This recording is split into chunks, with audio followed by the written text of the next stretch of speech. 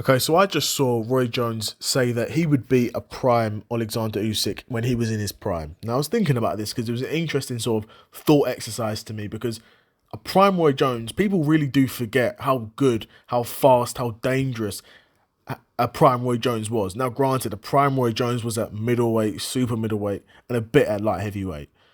Prime Roy Jones wasn't at cruiserweight.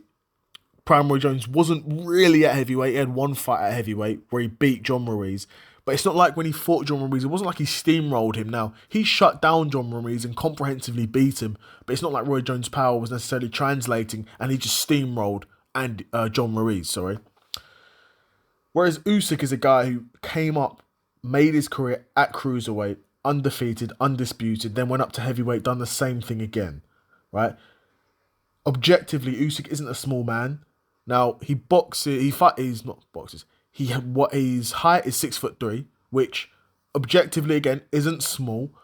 But when you're in the era of heavyweights that are giants, you're 6'9" Tyson Fury, you're 6'7" Deontay Wilder, you're 6'6" Anthony Joshua. By comparison, Usyk, yeah, he looks small, but he's not a small man, and he would be a lot bigger than Roy Jones, being the natural cruiserweight who now has grown into his body at heavyweight at 6'3", right? And Roy Jones, I think, was just 6 foot. I say just, he's not a small guy either, but he was 6 foot against an Usyk who's 6'3". Now, Roy Jones has the speed advantage. He's gonna. I mean, that's really his main advantage. But Roy Jones, he uses that advantage to his maximum. Of course, that's what he does. That's what great boxers do, and that's what makes Roy Jones so good. Is the fact that anyone who he fought during this period in his prime, he had his advantage in speed. He would use that, and he'd beat everyone. He'd outclass them. He'd be dancing around the ring, and he'd make it look easy. But you've got a guy in Alexander Usyk who, like I said, is a lot bigger than him, and has got so much experience in the boxing ring.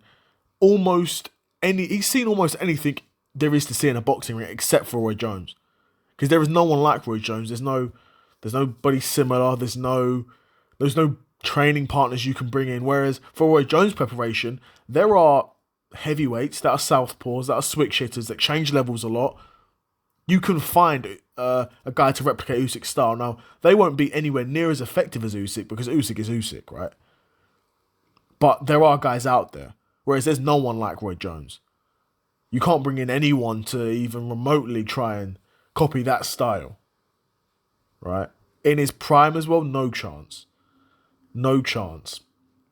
So I'm assuming if we're talking prime for prime, I guess we'd be talking, Usyk at cruiserweight, who's undefeated, undisputed champion, and I guess the Roy Jones just before he fought John Ruiz, who would have been, I guess, at light heavyweight slash heavyweight. Cruiserweight wasn't really a division like that back then, where, like, if you're a light heavyweight, you wanted to go up, I guess you would still go to cruiserweight. It was still a thing back then, but it was just weird. It was different, and doing that was sort of the thing to do for Roy Jones. Like, going to heavyweight, don't even go to cruiserweight. Like, what's the point, right?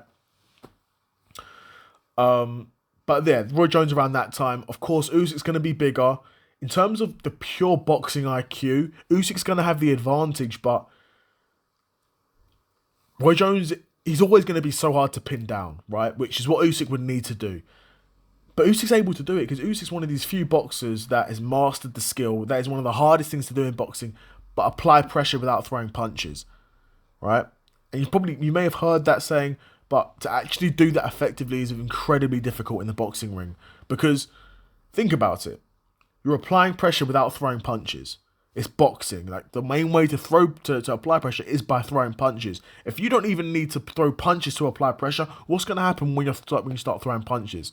And you've trapped him. He's a sitting duck. And that's what Usyk does to everyone. Right? The problem is, though, part of Usyk's game is recognising patterns and trying to set traps.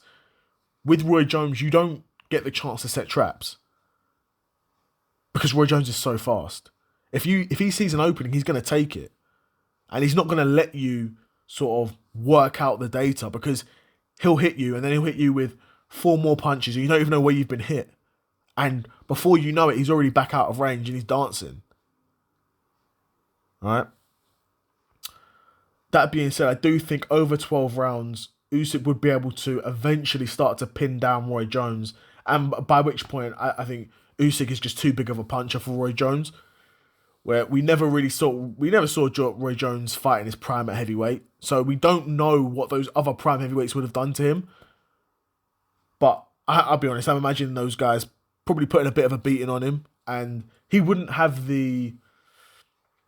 I don't think he had the. How could I say? Not the character, well, the chin, I guess. I don't think he had the chin. I don't think he would have the chin, even in his prime.